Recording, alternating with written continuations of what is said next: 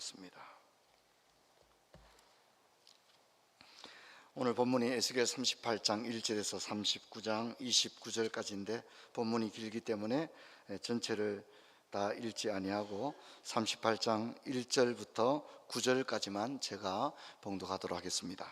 여호와의 말씀이 내게 임하여 이르시되 인자야, 너는 마곡 땅에 있는 로스와 메섹과 두발 왕 곧 곡에게로 얼굴을 향하고 그에게 예언하여 이르기를, 주 여호와께서 이같이 말씀하시기를, 로스와 메섹과 두발 왕 고가, 내가 너를 대적하여 너를 돌이켜 갈고리로 내 아가리를 꿰고 너와 말과 기마병 곧 내 온 군대를 이끌어내되 완전한 갑옷을 입고 큰 방패와 작은 방패를 가지며 칼을 잡은 큰 무리와 그들과 함께한 방패와 투구를 갖춘 바사와 구스와 붓과 고멜과 그 모든 떼와 북쪽 끝에 도갈마 족속과 그 모든 떼 곧 많은 백성의 무리를 너와 함께 끌어내리라. 너는 스스로 예비하되 너와 내게 모인 무리들이 다 스스로 예비하고 너는 그들의 우두머리가 될지어다. 여러 날 후 곧 말년에 내가 명령을 받고 그 땅 곧 오래 항폐하였던 이스라엘 산에 이르리니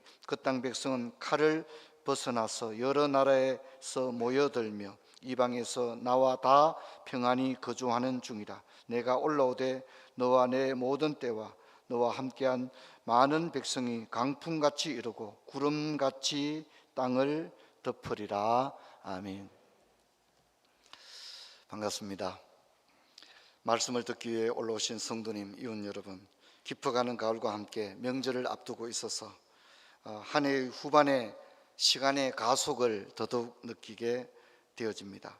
무더웠던 지난 계절을 생각하면 어쩌면 이 세 번째 계절은 선물과 같은 것이 아닌가 이렇게 생각되어서, 통장에 돈이 입금되어야 선물이 아니고 계절의 변화도 선물로 생각하셔서 이 아름다운 세 번째 계절을 창조주가 우리에게 주신 선물로서 잘 받으시기를 바랍니다.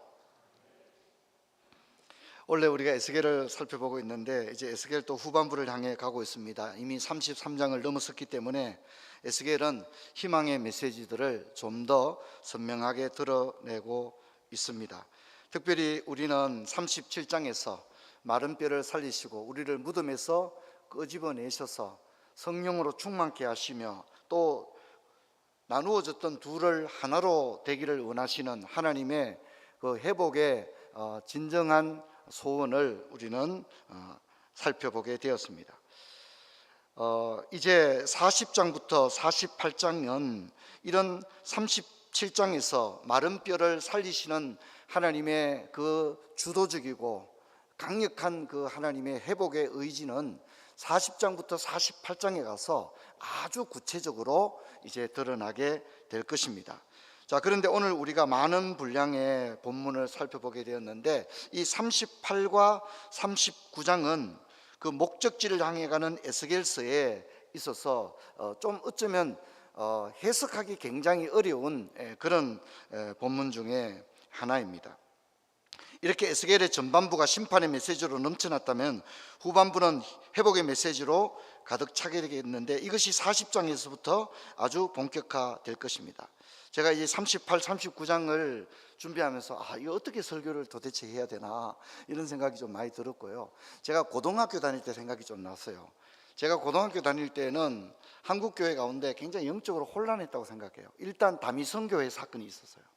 그래서 언제 온다 제가 아는 분들 가운데도 진짜 재산 완전히 정리하고 그 다미성교에서 말했던 날 주님 온다고 막 부산으로 간다고 그러고 막 저한테도 전화하고 막 그랬어요. 그 생각이 많이 나요. 그리고 이때만 해도 기도원들마다 부흥 신유 집회도 참 많았고요. 그리고 또 이때 또 뭐가 있었냐면 666 이런 거 들어보셨죠? 들어보신 거죠, 그죠? 그리고 아마겟돈 전쟁 이런 거 들어보셨습니까?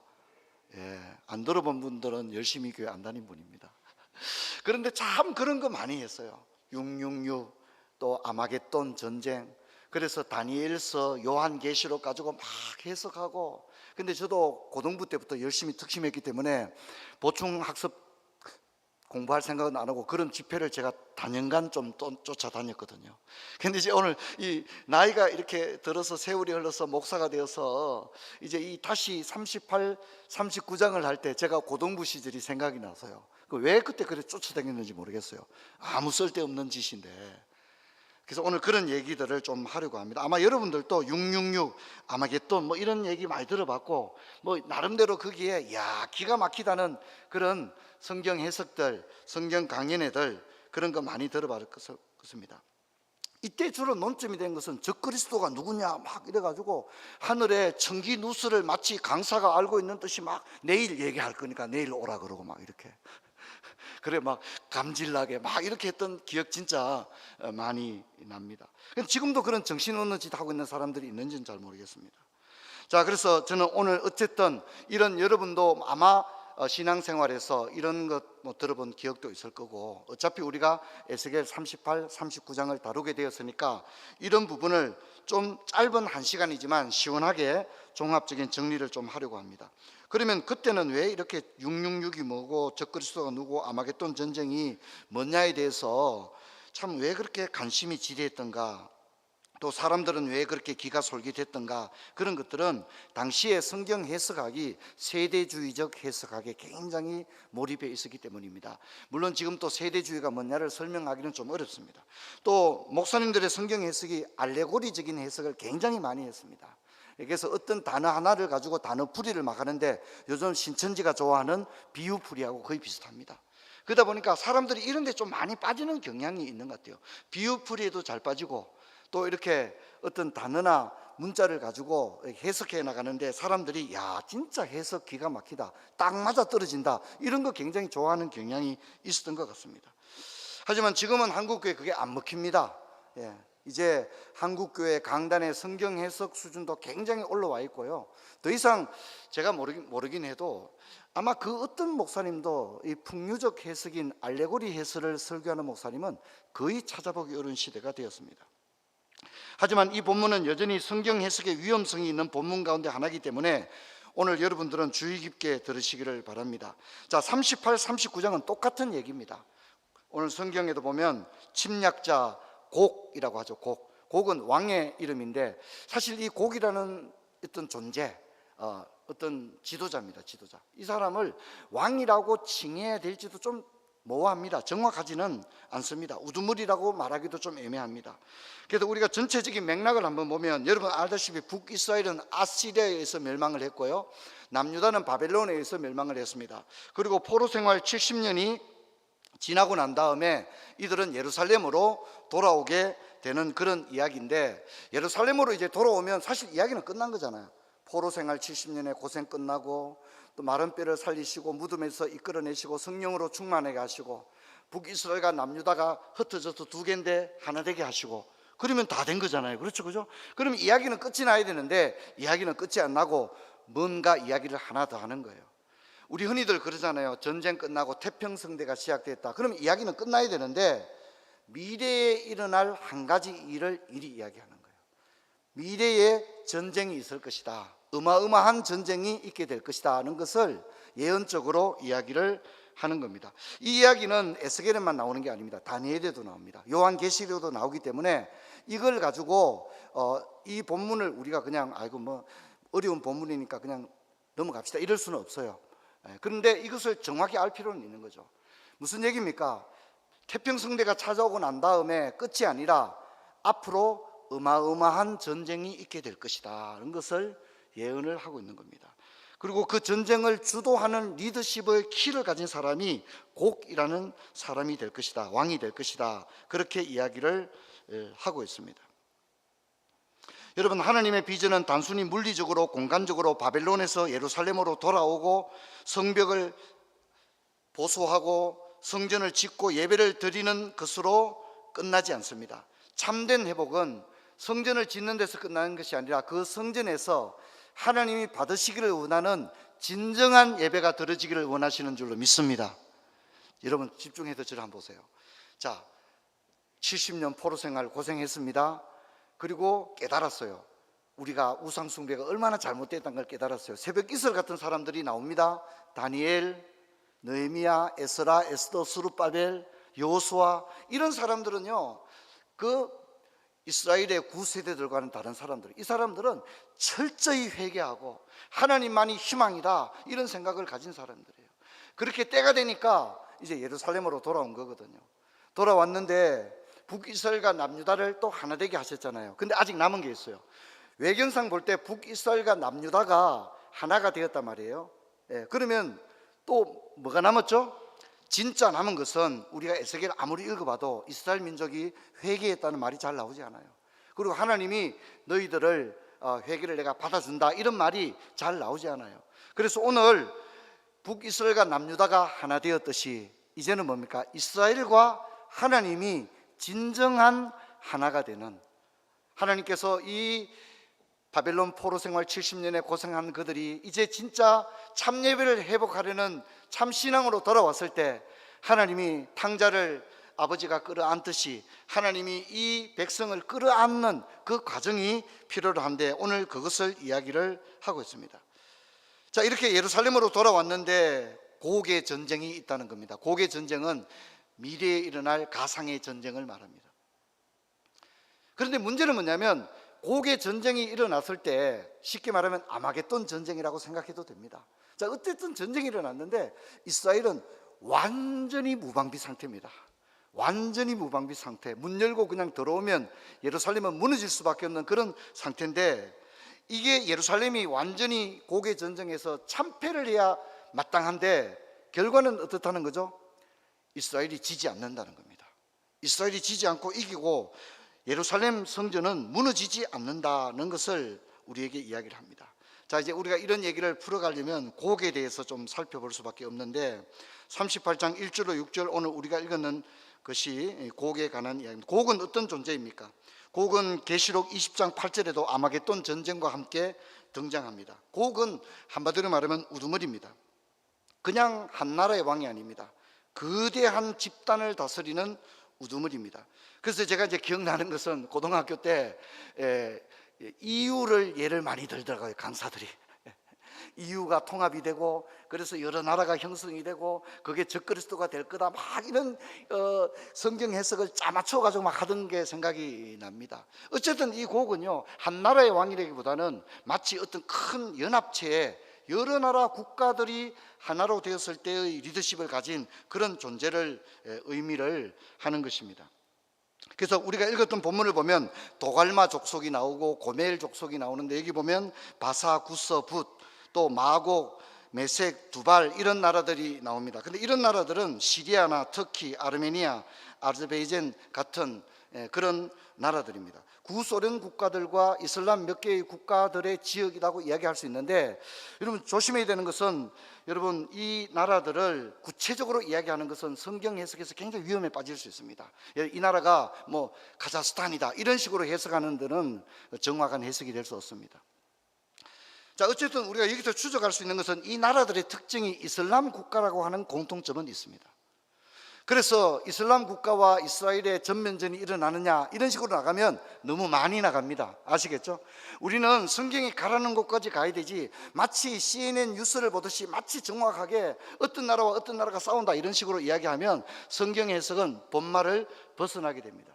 중요한 것은 어떤 가상의 전쟁이, 어마어마한 전쟁이 분명히 마지막 날에 있게 될 것이다, 이렇게 이야기를 하는 것입니다. 이 본문은요, 역사성을 가지고 있습니다.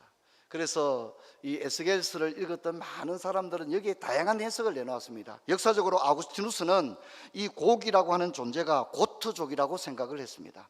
왜냐하면 로마를 무너뜨리기 위해서 수많은 게르만 민족이 쳐들어왔는데 게르만 민족들 가운데 가장 강력한 족이 고트족이었거든요. 고트족은 서고트, 동고트 이렇게 해서 로마를 완전히 유린해 버렸습니다. 그때 이제 우리가 아는 아구스티누스가 생각할 때 이 계시록 20장과 에스겔 38장에 나오는 이 고국이라는 존재는 게르만 민족의 지도자인 고트족을 의미할 거다, 이렇게 해석을 했어요, 실제로. 자, 그리고 시간이 흘러서 종교개혁 시대 마르틴 루터 같은 경우에는 이 38장의 곡을 터키일 것이다, 이렇게 실제로 해석을 했어요. 터키라고 하는 것은 이슬람을 의미하는 거죠.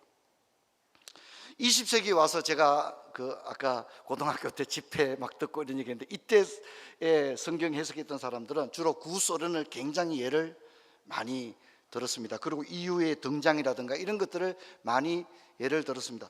역사적으로는 이 곡을 알렉산더가 아닌가 이렇게 해석한 사람들도 많습니다. 무슨 얘기죠? 시대마다 자기 상황에 맞는 식으로 해석을 한 경향이 있다는 것입니다. 하지만 그런 해석은 성경이 의미를 정확히 깨닫는 해석이라 보기는 어렵습니다. 어쨌든 각 시대마다 에스겔 38장의 이 곡이라고 하는 강력한 리더십을 가진 존재에 대해서 다양한 해석들을 내어놨습니다. 그러면 우리는 이걸 어떻게 해석해야 됩니까? 성경은 이 존재가 누군지를 명확하게 말하고 있지 않기 때문에 명확하게 말하실 때도 있고 말하지 않을 때도 있지 않습니까? 주님이 오실 날은 언젠지를 말해주지 않을 때는 그것이 우리가 알아야 될 한목적성이 없는 겁니다. 그런데 성경이 주님 오실 날이 언제라고 말하지 않았는데 그걸 억지로 알아내려고 하는 것은 여러분 그건 매우 잘못된 겁니다. 성경이 곡이라고 하는 존재가 어떤 존재인지를 어느 정도까지만 드러내고 더 이상 나타내지 않았을 때는 여러분 우리는 그 정도의 성경 해석에서 어떻게 해요? 따라합시다. 만족해야 한다. 만족해야 되는 겁니다. 그걸 마치 더 정확히 알려고 하는 것은 성경의 정신을 넘어서는 것입니다. 여러분, 이 곡이라고 하는 연맹체는 7개의 나라로 이루어진 동맹체입니다. 이들은 회복된 예루살렘을 쳐들어올 것이다 라고 이야기를 합니다. 그런데 문제는 이렇게 쳐들어왔을 때 예루살렘의 상황은 어떻습니까? 38장 11절 우리 읽지 않았는데요, 말하기를 내가 평온의 고을돌로 올라가리라. 성벽도 없고 문이나 빗장도 없어도 염려 없이 다 평안히 거주하는 백성에게. 이게 예루살렘 사람들입니다. 성벽도 없고 문도 없고 빗장도 없고 어떻게 해요? 염려도 없고 걱정도 없고 편안히 살고 있는데, 이렇게 우리가 인생을 살아가는데 이렇게 엄청난 침략이 있게 된다는 것입니다. 그런데 이것은 우리 모습입니다.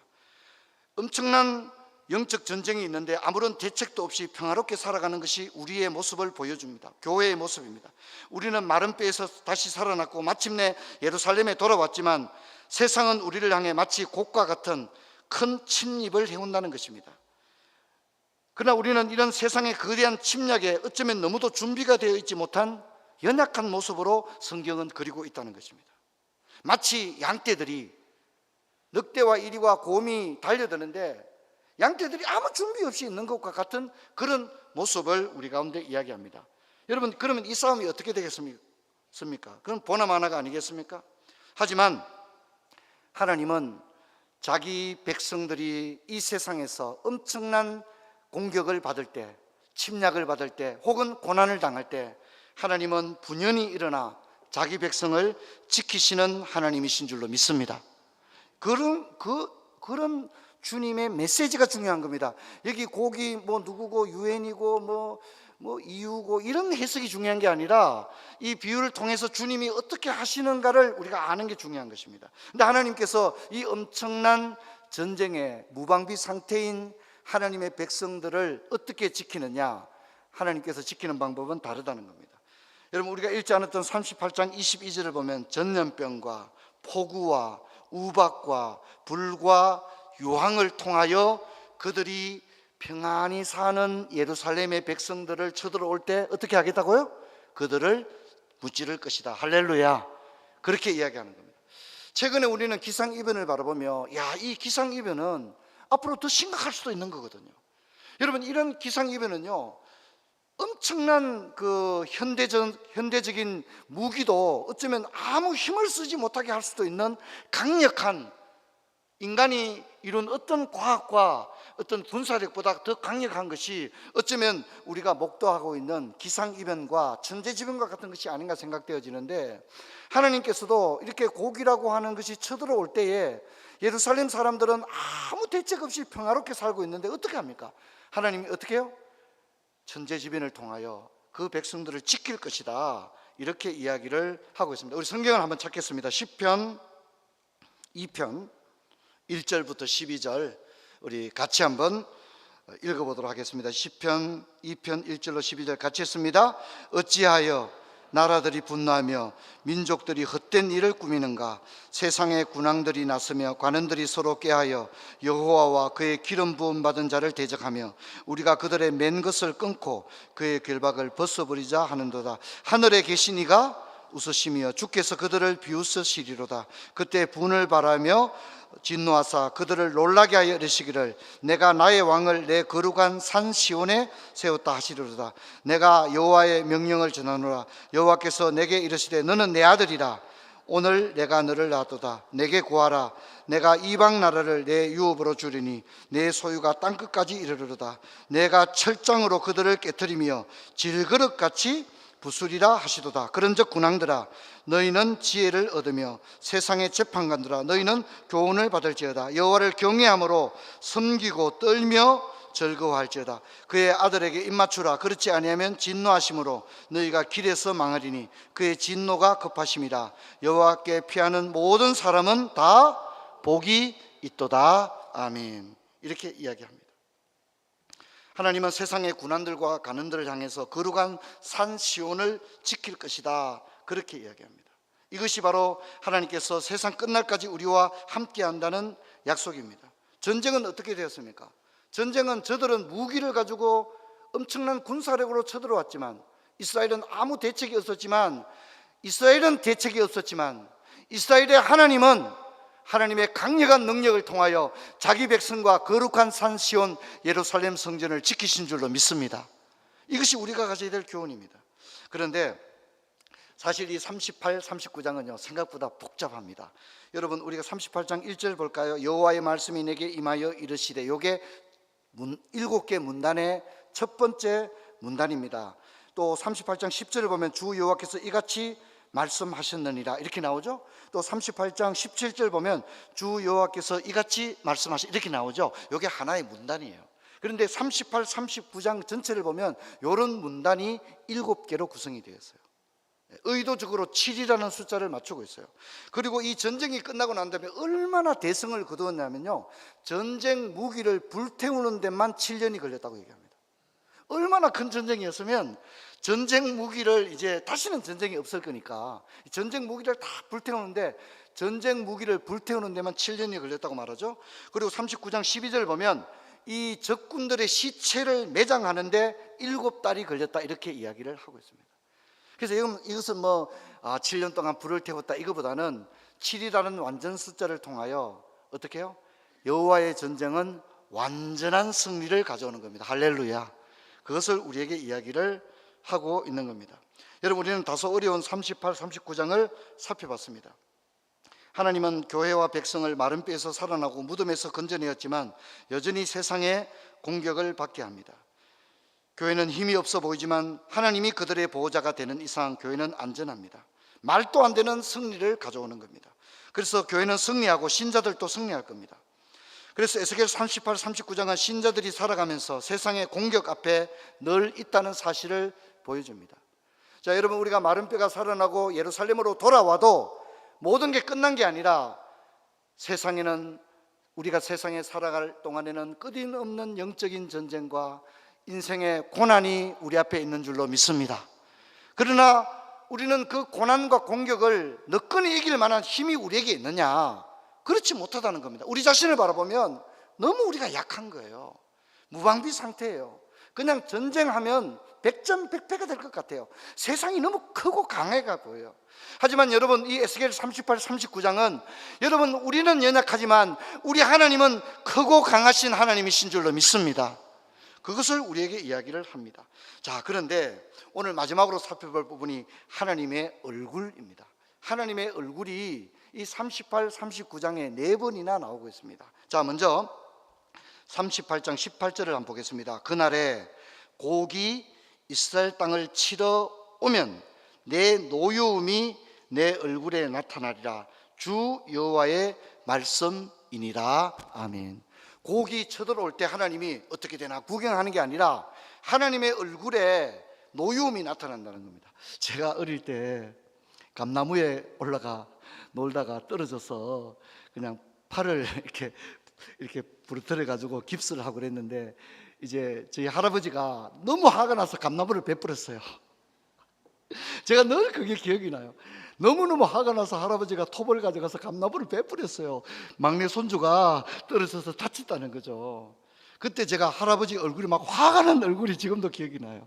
여러분, 하나님의 백성들이 70년 포로 생활 그렇게 고생하다가 이제 믿음으로 살겠다고 예루살렘에 돌아왔는데, 세상에 강한 힘을 가진 이 고기라고 하는 존재가 예루살렘을 향해 쳐들어오는데 이 백성들은 편안히 살고 있거든요. 전쟁할 생각이 없단 말이에요. 그런데 그냥 놔두면 어떻게 됩니까? 큰일 나잖아요. 그때 하나님의 얼굴에 하나님의 노여움이 나타난다. 그렇게 하나님 그냥 안 있겠죠. 자기 백성이 평화롭게 살고 있는데 그때 하나님의 얼굴이 나타난다. 그렇게 여러분, 지금도요, 하나님 자기 백성들이 어려움을 당할 때 하나님의 얼굴에 노여움이 나타나는 것입니다. 자기 아들을 주기까지 사랑하신 그 백성입니다. 자기 아들을 믿는 자들에게 친히 내어주셨는데 그렇게 해서 자녀가 된 우리들이 세상에서 어려움을 당하고 공격을 받을 때 우리를 사랑하시는 하나님의 사랑이 그 당신의 얼굴에 나타나게 되어지는 겁니다. 자, 우리 또 얼굴이 또 나옵니다. 성경 한번 볼까요? 39장 24절 같이 한번 읽어보겠습니다. 내가 그들의 더러움과 그들의 범죄한 대로 행하여 그들에게 내 얼굴을 가렸었느니라. 이스라엘 백성이 우상 숭배할 때 하나님이 얼굴을 어떻게 해요? 가렸다는 거예요. 이스라엘 백성을 보지 않았다는 겁니다. 보지 않았다. 우리 부모님들이 그러잖아요. 다시는 얼굴 볼 생각하지 마라. 그렇게 얘기하잖아요. 우리가 이스라엘 백성이 범죄할 때 하나님이 내가 내 백성을 사랑하지만 그들이 우상 숭배를 깨닫지 못하고 있을 때 내 얼굴을 가렸다. 그렇게 이야기를 하고 있고, 이사야도 보면 하나님께서 얼굴을 돌리셨다. 이런 표현들이 나오고 있는 겁니다. 그래서 여러분, 죄는 하나님과 우리 사이를 갈라놓는 것입니다. 우리가 죄를 지으면 그냥 아이고 내가 죄 지었다 이렇게 생각하지 마시고 하나님과 우리 사이가 갈라지게 되는 것입니다. 그래서 범죄하는 것이 얼마나 심각한지를 우리는 알아야 합니다. 자, 그런데 하나님은 그냥 있지 않습니다. 왜냐하면 우리는 어리석고 미련하여 양 같아서 회개하고 돌아올 생각을 안 하고 뭘 잘못했는지도 몰라요. 그냥 놔두면 영영 멸망길로 갈 수밖에 없는 거예요. 그래서 하나님께서 보다 못해서 하나님이 우리를 먼저 찾아오시고 손을 내미시는데, 이 본문이 참 은혜로운 것 같아요. 이제 39장 29절 한번 볼까요? 39장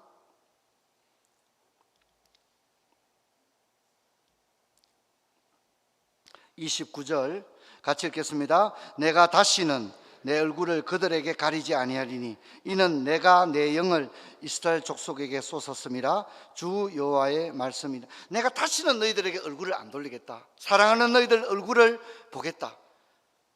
딸이 시집을 가서 고생하다가 추석에 오면 뭐 본둥만둥 합니까? 안 그렇죠? 친정 엄마는 딸의 얼굴을 아이고 야야 네 얼굴 좀 보자. 아이고 얼굴이 왜 이래 많이 상했노? 죽은 개가 더 많아졌구나. 이렇게. 여러분, 친정 엄마는 고생하다 돌아온 딸의 얼굴을 대충 보는 게 아니고 어떻게 해요? 야, 앉아봐라, 네 얼굴 좀 보자. 그러지 않겠어요? 하나님이 그러는 거예요. 하나님이 내가 다시는 얼굴을 안 돌릴 거다. 내가 다시는 너희들에게서 얼굴을 안 돌릴 거다. 내가 너희들을 얼마나 사랑하는데. 우리가 잘나서가 아니고요, 우리를 너무너무 사랑하셔서 그렇게 하시겠다 이야기를 합니다. 자, 여러분 성경을 하나 더 읽겠습니다. 39장 25절부터 27절, 요 구절이 아주 중요합니다. 다 찾으시고요. 25절부터 있습니다. 그러므로 주 여호와께서 이같이 말씀하셨느니라. 내가 이제 내 거룩한 이름을 위하여 열심을 내어 야곱의 사로잡힌 자를 돌아오게 하며 이스라엘 온 족속에게 사랑을 베풀지라.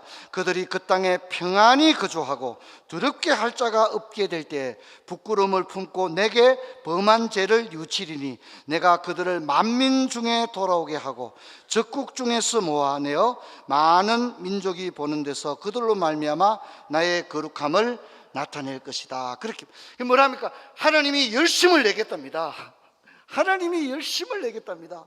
우리를 돌이키기 위해서 하나님의 열심, 우리 한번 따라합시다. 하나님의 열심, 하나님의 열심을 내겠답니다. 그래서 우리를 돌아오게 하고 편안히 살도록 하겠다. 그때 그제서야 깨닫는 거예요. 시집간 딸이 살아보니까 우리 엄마는 얼마나 우리 키울 때 힘들었을까, 이걸 깨닫는 것처럼 하나님이 열심을 내어서 자기 백성들을 돌아오게 하고 편안히 살게 할 때, 그때야 깨닫게 된다는 겁니다. 그 땅에 평안히 거주하고 두렵게 할 자가 없게 될 때에 부끄러움을 품고 내게 범한 죄를 뉘우치리니, 다 깨닫게 될 것이다, 그렇게 이야기를 하고 있습니다. 여러분, 민수기 6장 22절로 26절을 보면 여호와께서 모세에게 말씀하 이르시되 아론과 그의 아들들에게 말해 이르기를 너희는 이스라엘 자손을 위하여 이렇게 축복해 이르되 여호와는 내게 복을 주시고 너를 지키시기를 원하며 여호와는 그의 얼굴을 내게 비추사 은혜 베푸시기를 원하며 여호와는 그 얼굴을 내게로 향하여 드사 평강 주시기를 원하노라 할지니라 하라. 아멘. 이게 제사장들의 축도문인데 뭐가 나오죠? 얼굴이 나오는 겁니다. 얼굴이. 자, 보십시오. 마른 뼈를 살아나게 했습니다. 절망의 무덤에서 나오게 했습니다. 성령으로 충만케 했습니다. 북이스라엘과 남유다가 두 개가 된 것을 하나가 되게 했습니다. 근데 그게 끝이 아니에요. 진짜 하나는 어떻게 돼야 돼요? 하나님과 우리가 하나가 돼야 되는데, 우리가 죄를 지은 까닭에 하나님이 얼굴을 돌리셨다는 거예요.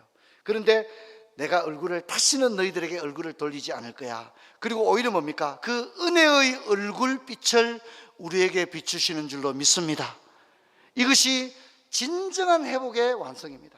진정한 회복의 완성. 그래서 여러분, 오늘 이 에스겔이 이야기하는 이 하나님이 꿈꾸는 회복의 역사가 저와 여러분의 인생에, 우리 부모 자식 간에, 또 우리 형제 자매 간에, 또 부부 간에 진정한 이 하나님의 회복의 역사가 일어나기를 주의 이름으로 축원합니다. 자리에서 일어나겠습니다. 아버지, 감사합니다. 오늘 에스겔 38장 39장을 살펴보면서 하나님의 회복의 소원을 살펴봤습니다. 하나님, 우리 범죄함으로 하나님이 얼굴을 가리셨지만 하나님이 열심을 내어 자기 백성을 돌아오게 하고 평안히 살게 할 때에, 그때야 부끄러움을 깨닫고 죄를 회개하며 또 하나님께서 은혜의 얼굴빛을 우리에게 비춘다고 하신 소망의 말씀을 읽었습니다. 하나님 아버지, 저들도 참 양처럼 길을 떠나, 목자를 떠나 살지 않게 하시고 선한 목자 되신 주님과 함께 이 지상의 삶을 승리하는 저희들이 되게 하여 주옵소서. 주 예수 그리스도 이름으로 기도하옵나이다. 아멘.